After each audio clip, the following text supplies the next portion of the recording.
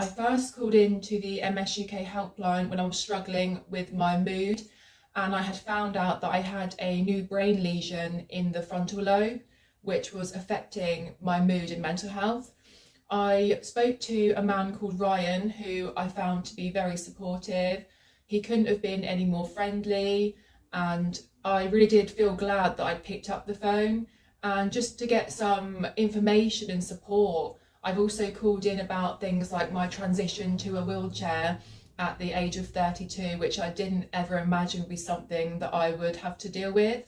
And I have found it incredibly helpful just to know there's someone at the other end of the phone who understands the specific things like DMTs and PIP and brain lesions.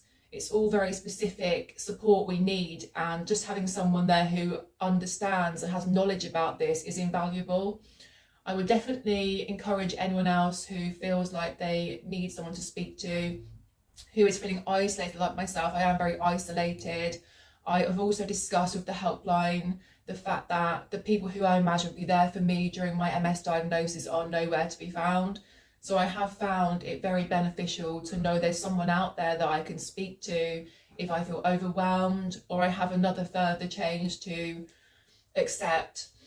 It's so helpful to speak about things like PIP and brain lesions and MRI scans, and the fact that it affects your mood and it can really have an impact on your whole life, your family life. My partner has also called in himself for support around being a carer for me, and he's found that really helpful. I would definitely recommend, if you're thinking of calling in, to pick up the phone.